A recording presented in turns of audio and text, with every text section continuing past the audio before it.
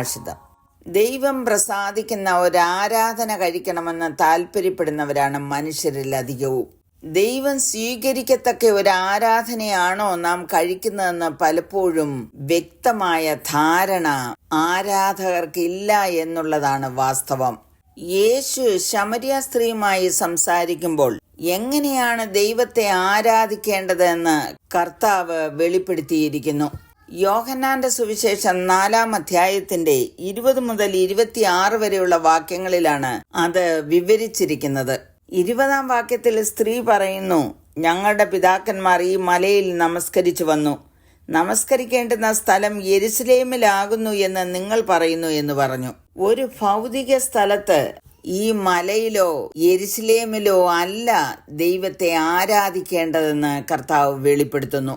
സത്യ നമസ്കാരികൾ പിതാവിനെ സത്യത്തിലും ആത്മാവിലുമാണ് നമസ്കരിക്കേണ്ടത്.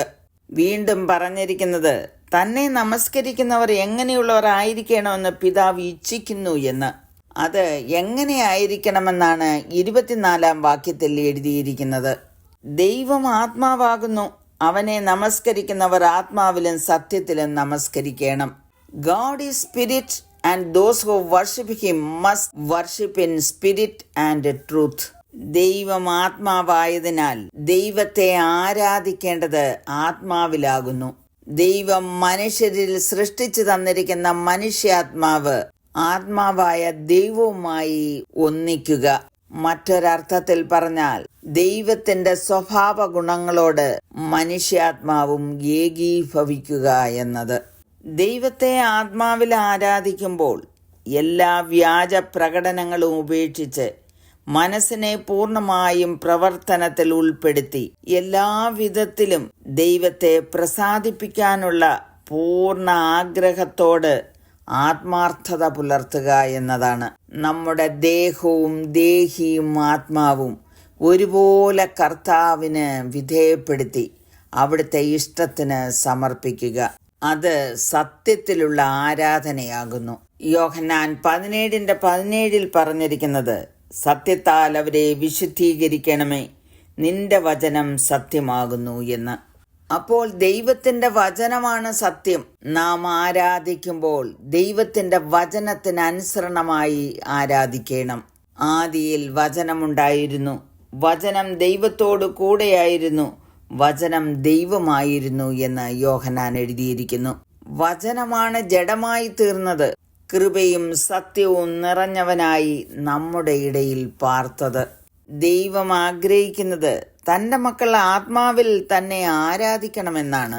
അതായത് അവനുമായുള്ള നമ്മുടെ ബന്ധത്തെ നിർവചിക്കാൻ അർത്ഥശൂന്യവും ശൂന്യവുമായ ആചാരങ്ങൾ അവിടുന്ന് ആഗ്രഹിക്കുന്നില്ല.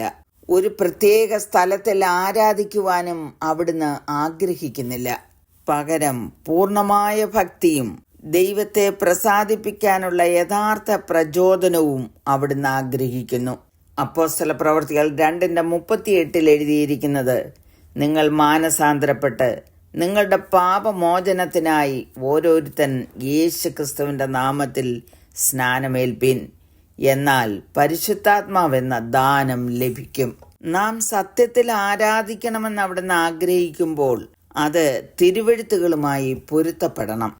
പിതൃപുത്ര പരിശുദ്ധാത്മാവാൻ ത്രിയേക ദൈവത്തെ നാം പൂർണ്ണ ഹൃദയത്തോടും പൂർണ്ണ ആത്മാവോടും പൂർണ്ണ മനസ്സോടും കൂടെ സ്നേഹിച്ച് ആരാധിക്കുന്നതാണ് സത്യത്തിലും ആത്മാവിലുമുള്ള ആരാധന. ദിനംതോറും ഈ വിധത്തിലുള്ള ഒരു ആരാധന കഴിപ്പാൻ നമ്മെ തന്നെ സമർപ്പിക്കാം. പ്രാർത്ഥിക്കുന്നു. കരുണയുള്ള പിതാവേ, അങ്ങയെ സത്യത്തിലും ആത്മാവിലും ആരാധിപ്പാൻ അടിയങ്ങൾക്ക് കൃപ തരണമേ എന്ന് യേശുക്രിസ്തുവിന്റെ നാമത്തിൽ അപേക്ഷിക്കുന്നു. കേൾക്കണമേ. ആമേൻ.